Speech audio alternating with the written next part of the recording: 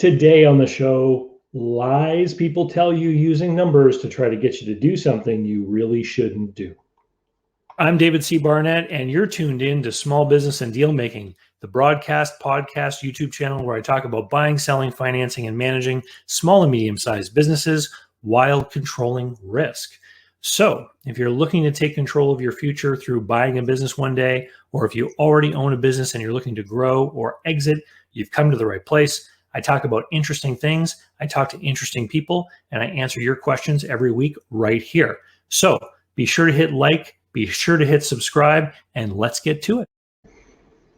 So somebody through a comment asked me about a particular book that is heavily promoted online and asked me what my opinion was of the book. And I had never read it. So I downloaded it on my Kindle and I read the book, and I was pretty much aghast at what I read.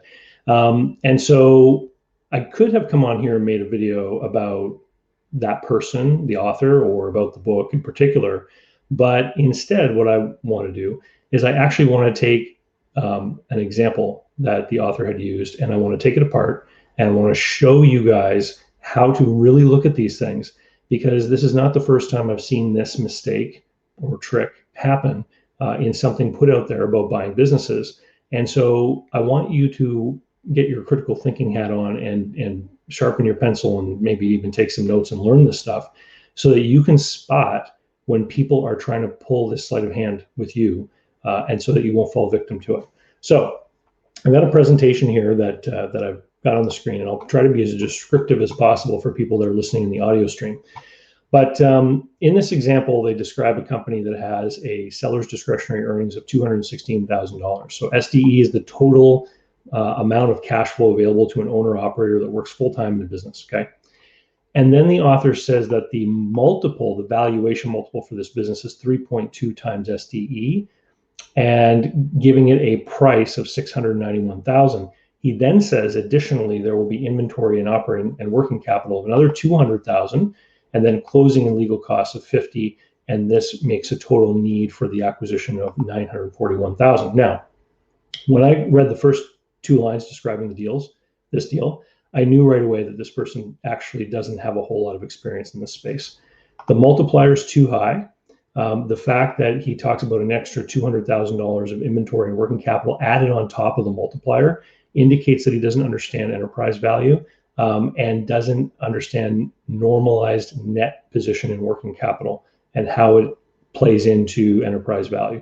So right off the get-go, there are problems with this deal, but let's keep going. So then he describes a total need of $941,000. And then he says, it's an American example. So he says he's going to get an SBA loan for 90% of that need, and he's going to put in $94,120. And then this is how he describes the position that it puts him in. The investor invests $94,120 and gets $216,000. Okay. So if we take $216,000 and we have 94,120, and I divide one into the other, I get a 229.49% ROI from buying a small and medium-sized business. Amazing, right? So this is clearly an extremely lucrative and profitable proposition, and there are a lot of problems with this. Okay, and let me start tearing this apart. So why on earth would he feel the need to put something like this in the book? Well, if I were to ask the average person on the street, what kind of return on investment do you earn from investing? Many people would probably have an idea perhaps of what the historical average was for mutual funds. They might say, well, maybe you earn like an 8% return or a 10% return, or the stock market has averaged, 10, 12, whatever percent return, right? And so people have a general idea of what kind of rate of return investing should yield. And so when they're presented with something like this that shows this vastly higher rate of return from this little known, secret thing, buying businesses, then it can be enticing to people who've never really considered buying a business before, which I believe is the goal of the person's book, is they're trying to pull people into this space who might not normally have a desire, willingness, or inclination to explore acquisition entrepreneurship, as people increasingly are calling it, right? And so So let's tear this apart and see exactly what I think is a big problem with this. So he's talking about return on investment. And one of the things that you will have to do if you ever want to borrow money to buy a business is you will need to create some kind of opening balance sheet that you will be able to present to a lender so that you can demonstrate what the position of the business will be on the day that you acquire it. So I've got here assets on this side. So we've got our inventory and working capital of $200,000. And then we have our stuff and goodwill, everything else for $691, and it totals $891,200. These are the assets of the business once you buy it. And then over here we have a loan of $847,000, and we have this share capital. This is your cash that you put into the deal. And then we have negative $50,000. Why? Because we had an expense on the first day of the closing and legal costs, and we haven't owned the business, more than 24 hours yet, so we haven't had a chance to make any money. So on this day, we have lost 50 grand on our current earnings, okay? Because the balance sheet has to balance. So where on the balance sheet do we see our investment? Well, we don't really see the investment on the balance sheet.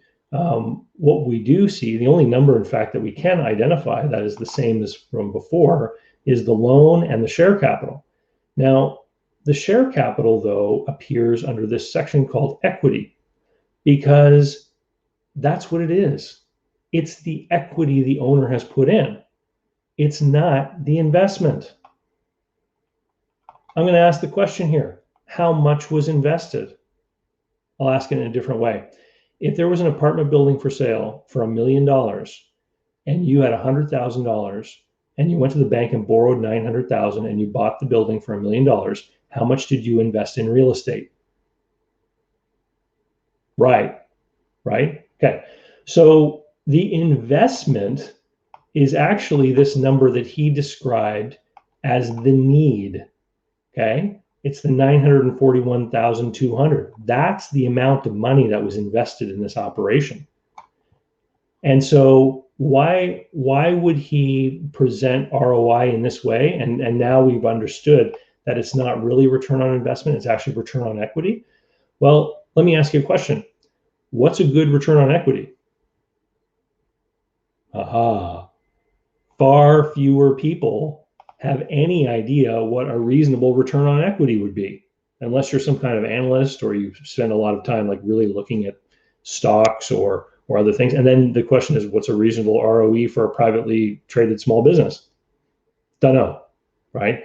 So by taking the ROE number and presenting it as ROI, we are getting people in their minds to think that this is much a sweeter deal than it really is. Let me get further in because we've got more to go. Okay, so I'm going to scroll over here. How much was invested? Now we know it was actually almost $1 million. But the question then is, what is the return on the investment? So now that we know that the investment was actually much higher, let's analyze the other half of the statement, the return. So seller's discretionary earnings is the total owner benefit, but you have to work full time in order to get it, right? So is that a return on investment? No, it isn't. It's a return on labor. And what do we call the return on our labor? We call it wages or salary, right? We go to work every day, our boss pays us. Well, if you happen to own the company you work for, should you not be paid a salary that is commensurate with what you're doing? Of course, right? And so I took the SDE, 216,000, and then I'm just assuming here a fair market wage of 100 grand. I don't know what this business is that was never described. And then I get a normalized EBITDA of 116,000. So a lot of people who first start looking at buying businesses, they think that this SDE number is like the money they're going to get in their pocket at the end of the year. It's not. In order to get SDE, first you have to get the EBITDA, then you add back any wage or what have you and get the total available discretionary earnings. It's not a great measure of cash flow, but it's all we have to compare one business versus another. And so the other things that are not included in the SDE are the owner's wages, but then also interest, taxes, depreciation, and amortization are all added back too. So I've made multiple videos about this and the problem with this. And I'll even link to one about Warren Buffett and EBITDA that I made a few weeks ago. So the actual return on an investment after you take a fair wage is only $116,000. So if I look at my true investment, 941,000, and I look at the return, 116,000, my actual return on investment is 12%. Okay, so we got Houston, we have a problem. Is that what we should say? Houston, we have a problem, 12.32%. So what is the problem with that? Well, now we've uncovered that this awesome deal is actually only yielding us, somewhere in the league of what publicly traded stocks might yield. What's the problem with that? Well, the problem with that is that we're putting money into a highly risky endeavor. Small businesses are one of the riskiest asset classes there are, and we're only going to earn ourselves the same kind of rate of return as if we put our money into like Coca-Cola stock or something like that. That's not good. That's not good. And it gets worse. Here, let me go back. Let me go back. And this book has sold tens of thousands of copies, I'm sure. So if we want to know the true return on equity, okay, because remember before there was a bait and switch between return on investment and return on equity. Here we have equity of 94,120 and we have a return of 116,000. So the ROE is actually 123.25%. Okay. So some of you might be thinking, oh, well, that's still great, still a good ROE. Here's the problem though. We haven't paid the bank. So I did a little calculation down here. I assumed a 5% interest rate and a 10-year loan, which would give payments of almost 10 grand a year. So annual, almost 120,000. Does anyone see a problem here? Look at this, $119,000 of debt service payments, but my normalized EBITDA is only 116,000. So where's the difference going to come from? There's not enough cash flow here to pay the bank, right? Well, easy. The difference comes from your pocket, Mr. Owner, because you just bought this business and paid way too much, right? Here's another question. Where are you going to get the money to pay your taxes? Debt service is not an expense. Only the interest part is. The principal payments are part of your profit. So in this situation, and this is an American example, so I would have $100,000 if I was the buyer, $100,000 of SDE, fair market wage cash flow I'm paying myself. And then I would have all the principal portion of my debt service. That would all be profit. And then I would have to pay taxes on that. That would also come out of my wages, right? Yeah, another question for you. Where would you get the money to replace old equipment? Cut off there. Where would you get the money to replace your old equipment? Because depreciation and amortization are how accountants represent the fact that machinery and equipment is wearing out. And we're now talking about somebody signing up for a 10-year loan where there's literally no wiggle room at all for anyone to acquire new equipment or add on more debt service if you wanted to lease or buy a new piece of equipment. So this would be a classic example. If you were to do this deal, and then reach out to me a year later, which unfortunately some people do. They do a deal like this, they reach out to me, they can't figure out what went wrong. And when I peel it back and I analyze the deal, I show them that they overpaid tremendously. In fact, this example details somebody who's probably paying close to double what they should be paying for this business, right? So why is an example like this being held up as a great opportunity? Well, if you went out into the marketplace and you were willing to pay this kind of price, you would certainly be able to do a deal, because there are all kinds of sellers who would take this kind of deal because it's a lucrative offer for the sellers, right? And then the position that you would put yourself in is you would be over leveraged. You would have no room for any kind of mistake. I've talked a lot about how businesses are asymmetrical systems. If you were to buy this business and have a 10% sales drop, you could have a much larger than 10% drop in your profits. Guess what? You would have no salary. So you better be married to a doctor or a lawyer or someone who can carry and float all the bills at home if you're going to do a deal like this. So just wanted to break it down. If you want to develop the skills to really pare these things down and to create really awesome kick butt cash flow forecasts and stuff like that, then you should be doing my cash flow forecasting and business plan writing course. It's available over at bizplanschool.com, and it's a long course. People who have taken it have described it as a college level program, and it totally is. I teach you how to start from a blank sheet and build a cash flow forecast, and then produce all the financial statements, income statement, balance sheet, etc., opening balance sheet, and all the things you're going to need, and how to put that into a business plan, which templates are included, and I show you how to put it all together. And there are 5 different sample companies that we follow through the whole program.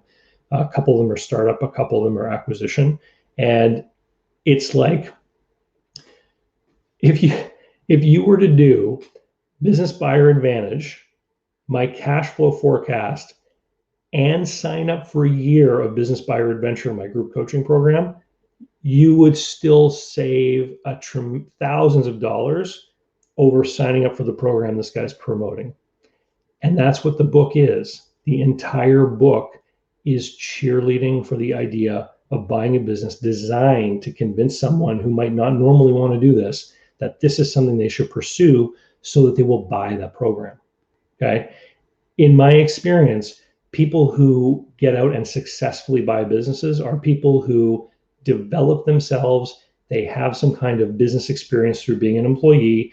They've always harbored a desire and a dream of having a business one day, and that dream has guided them in their professional pursuits towards building skills and like developing their talents and saving up money, so that they put themselves into a position where they can approach this from a power position where they can level up through acquisition.